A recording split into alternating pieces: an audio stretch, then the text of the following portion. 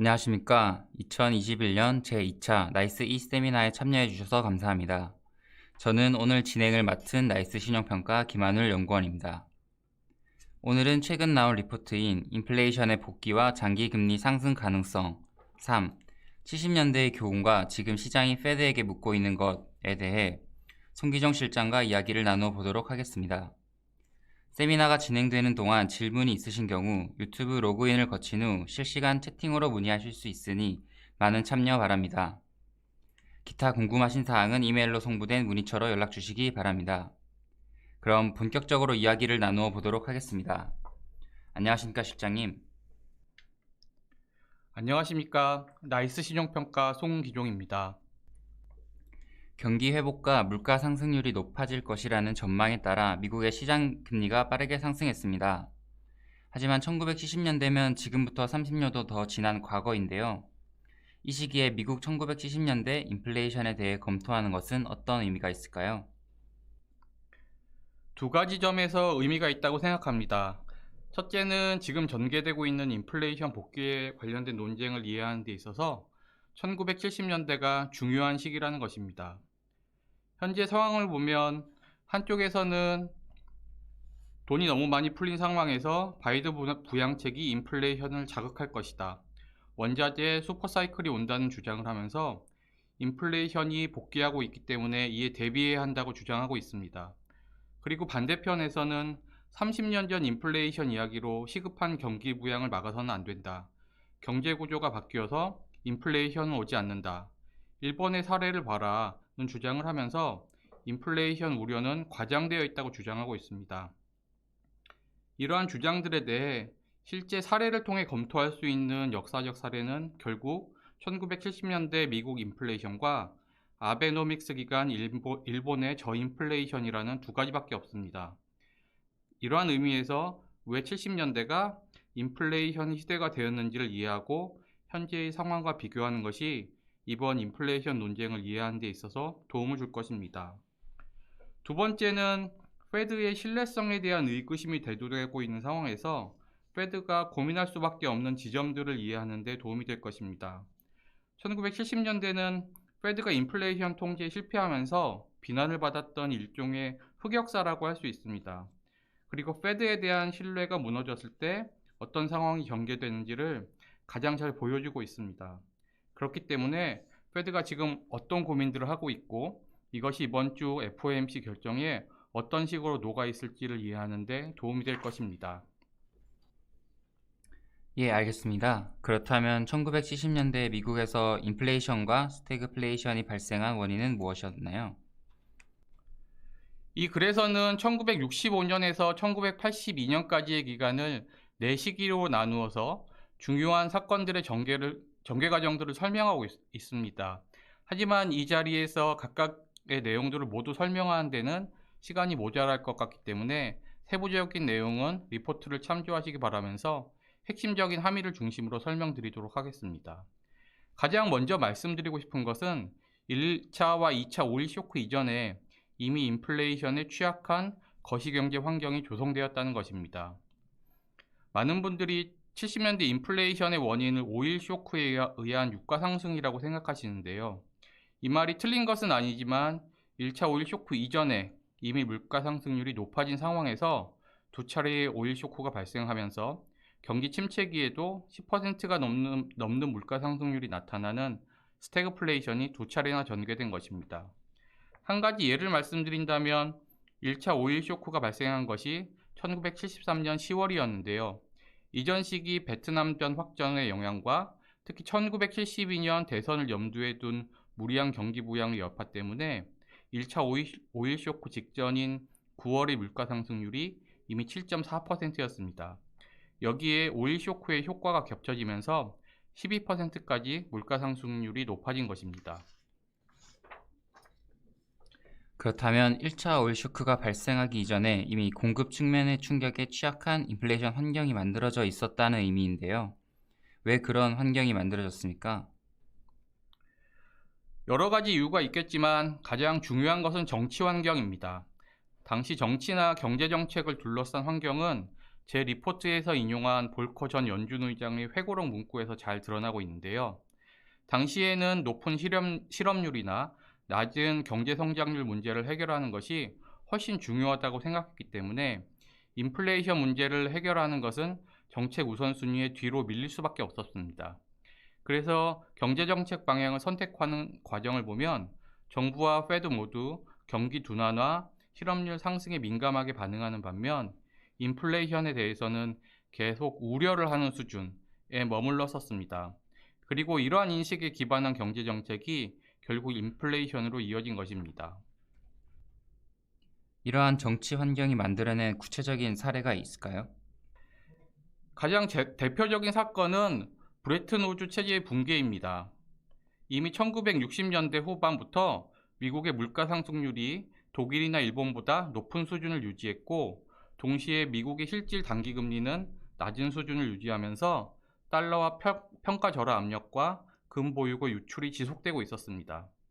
이러한 상황에서 교과서적인 경제 정책은 긴축적인 경제 정책을 통해 물가 상승률을 잡는 것입니다. 인플레이션 때문에 통화가 절하 압력을 받았을 때 긴축적 경제 정책을 사용해야 하는 것은 근본위기가 가지고 있는 본원적인 인플레이션 억제 기능입니다. 하지만 1972년 11월에 선거를 앞두고 있던 닉슨 대통령은 선거 승리를 위해 오히려 확장적 경제 정책을 선택하고 금 유출이 지속되자 별 미련 없이 1972년 8월에 금태환 중단과 달러와 평가 절하를 선택하면서 브레튼 우즈 체제를 붕괴시킵니다. 정치적 목적의 확장적 경제 정책을 위해 인플레이션 억제 기능이 있는 금달러 본위제를 폐지했다는 의미입니다. 닉슨 대통령은 결국 선거에서 크게 이겼지만 경제에는 상처를 남겼습니다. 이러한 정치 환경과 경제 정책 방향에 국민들이 적응하면서 인플레이션 기대가 점차 높아졌기 때문입니다. 그리고 임금 계약을 할 때나 생산 계획, 가격 정책을 결정할 때 이러한 높아진 인플레이션 기대가 반영되면서 1960년대 후반부터 경기가 안 좋은 상황에서도 좀처럼 물가 상승률이 낮아지지 않는 현상이 발생하게 되었습니다. 결국 정치 환경이 인플레이션의 근본적인 원인이었다는 말씀이신데요. 현재의 정치 환경은 어떻게 평가하시나요? 현재 정치 상황을 보면 소득과 자산의 불평등이 확대되면서 최저임금 대폭 인상, 보호무역주의 강화, 확장적 재정정책, 통화정책의 지속 등과 같은 요구들이 분출하고 있습니다. 그리고 이러한 정치적 요구를 반영하여 경제정책의 축도 바뀌고 있습니다. 그동안은 인플레이션 통제를 우선시한다는 전제하에서 이러저러한 경제정책 방향을 추구했다면, 현재는 경제정책이 소득 불평등 해소나 실업 문제 해결, 그리고 사회적 정의 추구를 더욱 중시하는 방향으로 옮겨가고 있는 것으로 보입니다. 이번 리포트를 준비하면서 가장 주목되었던 점이고, 지금 채권 시장이 불안감을 느끼는 원인이라고 생각됩니다. 인플레이션과 인플레이션 기대를 통제하는 것은 중앙은행의 가장 중요한 역할일 것 같은데요. 왜 당시에는 페드가 제 역할을 하지 못했나요? 이 시기 페드는 인플레이션 파이터로서 인플레이션에 대해 독자적으로 책임을 진다기보다는 케인주주의 경제학에 따라 경기 사이클을 조절하는 경제기관이었다는 인식을 지울 수 없습니다.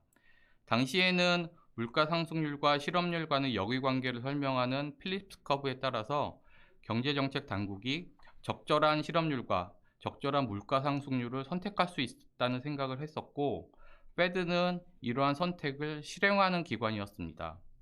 그리고 앞에서 말씀드린 정치 상황과 맞물리면서 페드가 실업률 상승을 우려해서 자꾸 인플레이션에 후행하는 방식의 통화 정책을 사용하면서 물가 상승률은 계속해서 높아지고 결국 페드는 신뢰를 상실하게 됩니다. 일단 페드가 신뢰를 상실하고 인플레이션 기대가 높아지자 경기 침체 기간 동안에는 실업률은 크게 높아지는 반면 물가 상승률이 많이 낮아지지 않고, 반대로 경기 회복 기간에도 실업률이 많이 개선되지 않는 반면 물가 상승률은 크게 높아지는 상황이 직면하게 됩니다. 인플레이션 기대는 경제의 중심축 같은 것인데요.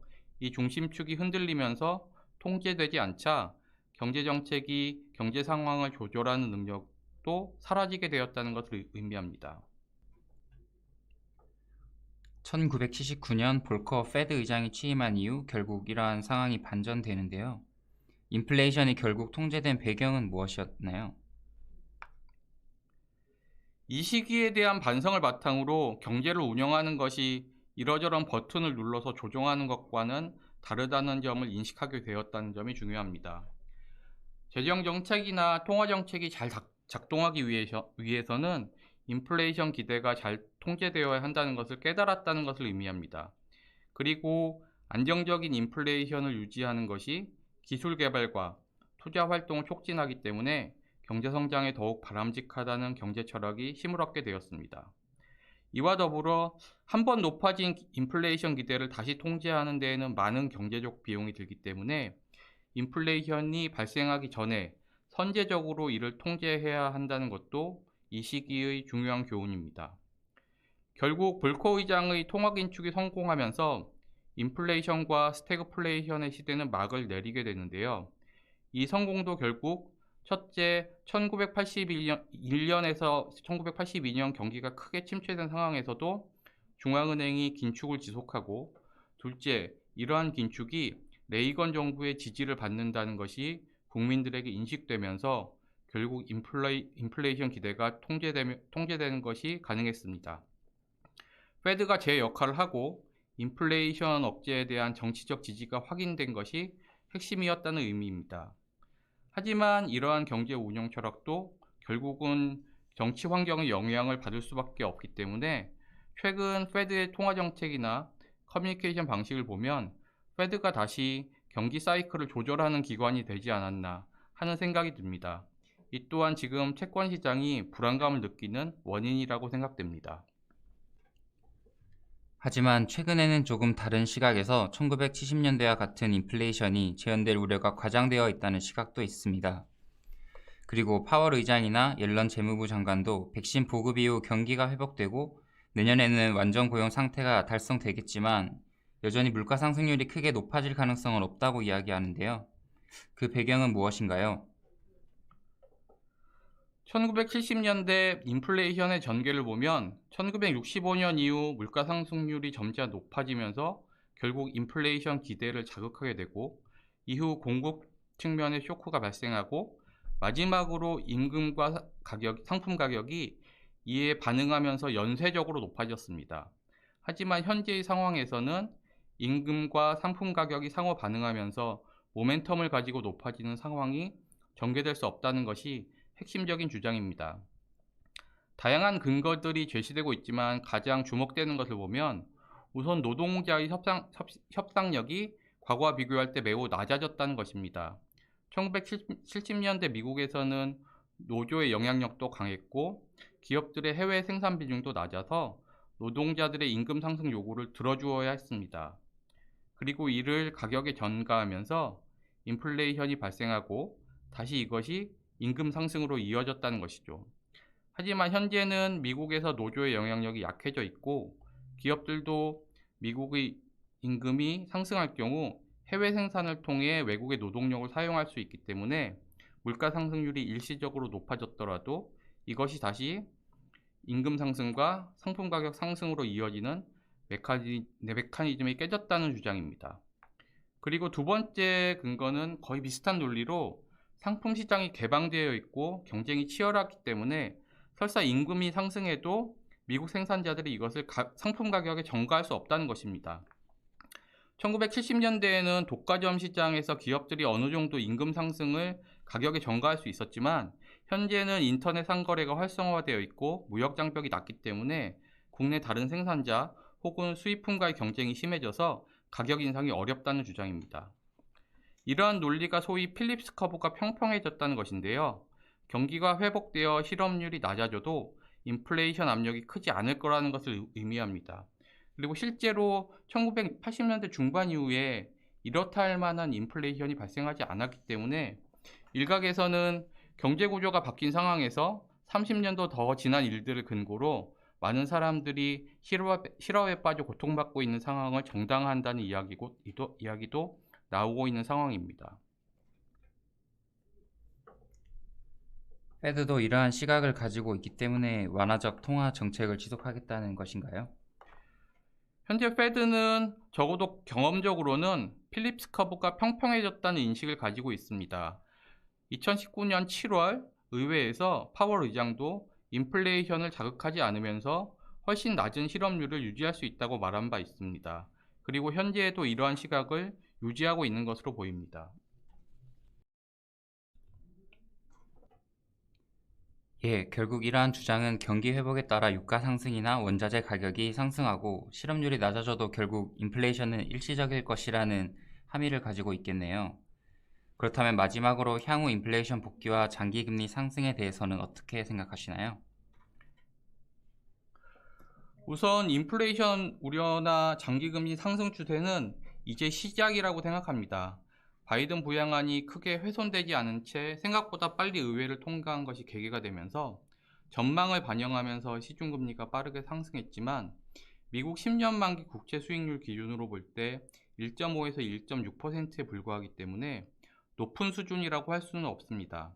아마도 시장에서는 향후 바이든 부양안과 백신 보급이 실제 물가를 어느 정도 자극하는지에 민감하게 반응할 것으로 예상됩니다. 2분기 물가 상승률이 예상치와 부합한다면 완만한 수준의 시중금리 상승세가 있겠지만 예상보다 물가를 자극하는 효과가 크다면 시중금리의 빠른 상승세가 다시 시작될 가능성이 있습니다. 또 한 가지 언급하고 싶은 점은 물가 환경이 크게 바뀌면서 채권 시장이 불안해할 만한 이유는 충분하다고 생각합니다. 앞에서 설명드렸지만 정치 환경이나 경제 운영 철학이 점점 70년대와 비슷해지고 있다는 생각이 듭니다. 1965년 이후를 간략하게 요약하면 정치가 국민들의 경기 부양 요구에 적극적으로 부응하면서 결국 내재적인 인플레이션 통제 메커니즘이 있었던 근본위기라는 굴레를 벗어던진 시기입니다. 하지만 결국 정부가 가진 힘을 너무 많이 사용하면서 인플레이션 시대가 되었다고 해석할 수 있습니다. 이러한 것에 대한 반성으로 한동안 통화정책에 대한 제약이나 재정정책에 대한 제약이 있어야 한다는 경제 철학이 힘을 받았는데요. 30년 이상의 세월이 지나 한 세대가 지나고 경제적 불평등 심화, 저성장 지속, 그리고 결정적으로 코로나19 충격으로 인해 마침내 이러한 통화 재정 정책을 묶어놓았던 굴레가 사라지고 있다는 생각이 듭니다. 이와 관련해서 바이든 부양책의 규모는 그동안 상상할 수 없었던 규모이기 때문에 물가를 자극할 가능성이 큽니다. 중앙은행 혼자서 경기를 부양해왔던 2008년 직후의 상황과는 완전히 다르다고 생각합니다.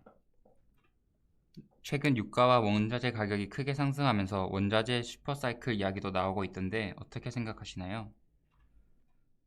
지금까지의 원유 가격 상승이나 원자재 가격 상승은 경기 회복에 따른 수요 증가 전망을 반영하고 있다고 생각하고 있습니다. 하지만 그동안 에너지나 원자재 부분에 대한 투자가 크게 부진했기 때문에 수요가 크게 증가할 경우 결국 공급 부족 문제가 발생할 가능성도 있다고 생각하고 있습니다. 이와 더불어 환경 규제가 강화되면서 생산 단가가 올라가고 에너지나 원자재 부분에 대한 투자가 충분하지 못할 가능성도 있습니다. 정도의 차이는 있지만 지금의 상황이 1970년대와 비슷해지고 있다는 느낌을 지울 수 없습니다. 하지만 앞에서 설명드린 평평해진 필립스 커브 이야기도 무시할 수는 없는 것 같습니다. 어떤 이유에서든 오랜 기간 동안 실업률이 낮아져도 물가가 크게 올라가는 경우는 없었습니다. 또한 지난번 리포트에서 설명드린 것처럼 아베노믹스 기간에도 일본의 물가가 크게 올라가지 않았다는 것도 무시할 수 없는 사례입니다. 큰 틀에서 보면 물가 환경이 1970년대와 점차 유사해지고 있다고 생각됩니다. 채권 시장이 오직 평평해진 필립스 커브에만 매달려서 안도할 수는 없기 때문에 향후 시중금리는 물가 이슈에 더욱 민감해질 것으로 예상됩니다. 결국 향후 물가 경로에 따라 미국 국채 시장의 불안이 재개될 수 있다는 뜻으로 해석하면 될까요?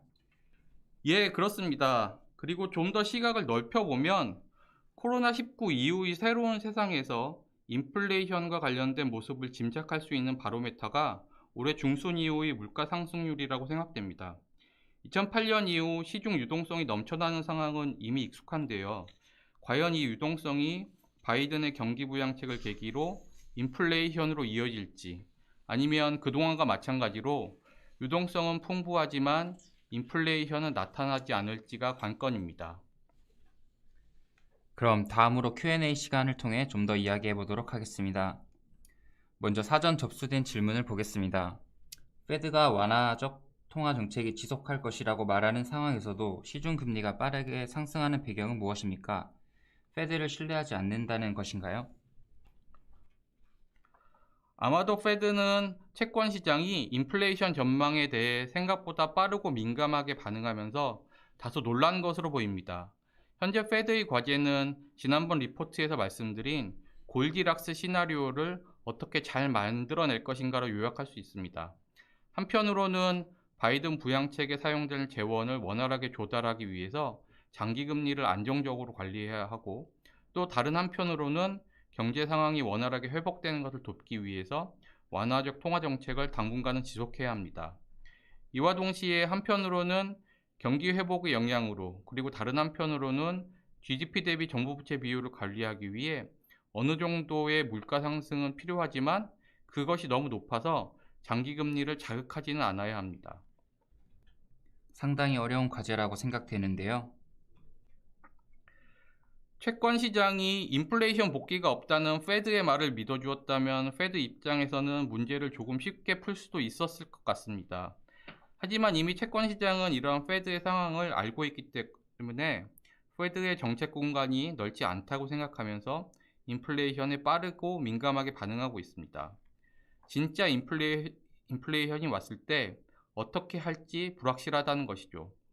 한편에서는 완화적 통화 정책을 지속해서 인플레이션을 허용하는 것이 아닌지 의심하고, 다른 한편에서는 기존의 공언과는 달리 통화 긴축 일정을 앞당기는 것이 아닌지 의심하고 있는 것입니다. 그동안 페드는 인플레이션 가능성을 부인하는 방식의 커뮤니케이션에만 집중해 왔는데요.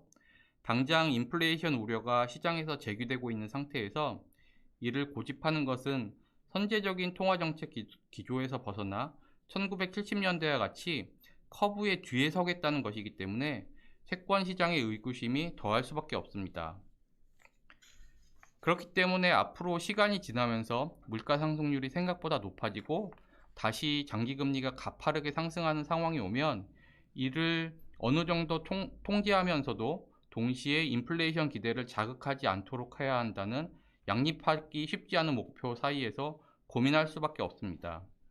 오퍼레이션 트위스트나 일드 커브 컨트롤을 통해 장기금리 상승에 개입할 때 금리가 너무 낮은 수준에서 개입하면 자칫 물가 상승률이 예상보다 크게 높아지면서 결국 설정했던 금리 수준을 지키지 못할 가능성이 있습니다. 이 경우에는 페드의 신뢰가 더욱 손상되는 것이기 때문에 상황을 악화시키는 것입니다. 그리고 중앙은행이 인플레이션에 대해 너무 완화적 태도를 취하고 있다고 인식되면서 인플레이션 기대를 자극할 우려도 있습니다. 페드가 현재 고민할 수밖에 없는 지점들입니다. 결국 채권 시장과 서로 눈높이를 맞춰가면서 시장에 개입하고, 또한 인플레이션에 대해서도 충분히 통제 가능하다는 인상을 줘야 합니다. 페드가 과연 어떤 창의적인 해법을 내놓아서 금융시장을 설득할 수 있을지가 관건일 것입니다. 네, 다음 질문입니다. 1970년대 인플레이션 상황에서 자산별 성과는 어땠습니까? 리포트에서 보다 자세한 설명이 있는데요. 1970년대 주식의 성과는 어떤 기간에는 물가 상승률을 해지할 수 있는 수준으로 상승했지만, 스태그플레이션 기간에는 성장률 하락에 따른 주가지수 하락과 물가 상승이 겹쳐지면서 인플레이션 해칭 자산으로서 기능하지 못했습니다. 이에 따라 전 기간을 놓고 볼 때 인플레이션을 조종한 주가지수의 성과는 좋지 못했습니다. 오히려 미국 주식시장의 본격적인 상승은 거시경제 운용에 대한 자신감을 바탕으로 금융규제가 완화되고 금융자산 축적 속도가 명목 GDP 증가 속도를 초과한 1985년 이후에나 본격화됩니다. 주식시장이 어느 정도의 인플레이션 해칭 수단이긴 하지만 안정적인 거시경제 환경이 주가 수익률에 더욱 좋다는 것을 보여주고 있습니다. 주택가격은 전반적으로 물가 상승률의 움직임에 따라 변화하면서 인플레이션 해칭 측면에서는 성공적인 성과를 보였다고 할 수 있습니다. 그리고 주택을 투자 자산으로 보면 임대료 수익률이 단기금리나 배당 수익률보다는 높은 경우가 일반적이므로 이 시기 주택시장의 성과는 주식시장에 비해 상대적으로 나았던 것으로 보입니다. 하지만 실질 가격 기준으로 볼 때 우수한 성과를 얻었다고는 할 수 없고요. 주식과 마찬가지로 거시경제가 안정되고 금융자산 규모가 본격적으로 성장하기 시작한 후에야 비로소 주택의 실질 가격이 상승하게 됩니다. 많은 분들이 금 투자에 관심이 있으신데요. 당시 금 가격은 어땠습니까? 금은 이 시기에 비교적 우수한 성과를 내면서 거시경제의 불안정이나 인플레이션에 대응할 수 있는 훌륭한 안전자산이라는 것을 증명하고 있습니다. 1차 및 2차 오일 쇼크로 인해 물가 상승률이 크게 높아진 시기에 금 가격은 높은 상승률을 보였고요. 특히 2차 오일 쇼크 시기에는 경기 주체들의 실물자산 투자 열풍에 힘입어 가격이 가파르게 상승했습니다. 하지만 1982년 이후에 물가 상승률이 낮은 수준에서 소폭의 등락을 보이는 거시경제 안정이 이루어지고 글로벌 경기가 안정적인 성장세를 보이면서 금 가격은 크게 하락했고요. 이후 1990년대까지 큰 변동을 보이지 않았습니다. 이 또한 거시경제 안정기의 약세를 보이는 안전자산의 특성을 반영한 것입니다. 다만 이러한 당시의 자산별 성과를 현재 투자에 참고하기 위해서는 여러 가지 사항들을 고려해야 합니다. 같은 인플레이션이라고 하더라도 이것이 거시경제 불안 때문인지 아니면 경기 회복 때문인지에 따라서 주식시장이나 금시장의 반응은 다를 것입니다. 그리고 당시에는 경제 주체들의 부채 부담이 지금보다 훨씬 작았다는 점도 고려되어야 합니다. 이어서 채팅창으로 보내주신 실시간 질문을 확인해 보겠습니다. 네, 추가적인 질문이 없어 오늘 세미나를 마무리하겠습니다. 금일 발표 영상은 사전 등록 시 기재해 주신 휴대폰 다시 보기 URL을 보내드리겠습니다. 또한 나이스 신용평가에 추가로 궁금하시거나 바라시는 점에 대해서는 평가 담당 또는 IS실로 연락 주시면 성심성의껏 답변 드리겠습니다. 긴 시간 시청해 주셔서 감사드립니다.